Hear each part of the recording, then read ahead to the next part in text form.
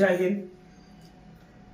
आज आम आदमी पार्टीच्या वतीनं मला पुनच्छ आम आदमी पार्टीच्या बीड जिल्हा अध्यक्षपदी नियुक्ती देण्यात आली आहे।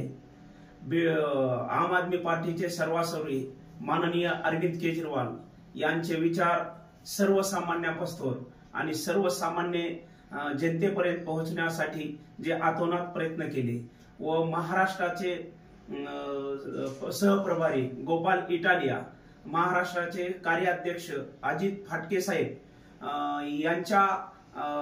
यांनी विश्वास दाखवून मला काल रात्री जिल्हा अध्यक्ष म्हणून या बीड जिल्ह्याची पुन्हा नियुक्ती दिली। त्याबद्दल मी या सर्वांचे खूप खूप आभारी आहे आणि यांनी जो विश्वास माझ्यावरती दाखवला त्या विश्वासाला तडा जाऊ देणार नाही व जे पार्टीचे काम असेल ते सर्व कार्यकर्त्यांना सोबत घेऊन नियमितप्रमाणे चांगल्या प्रकारे संविधान मार्गाने संविधान वाचवण्यासाठी आणि जिल्ह्यातील जे सामान्य नागरिकांचे प्रश्न आहेत त्यांच्या प्रश्नासाठी झगडण्यासाठी मी तत्पर राहील।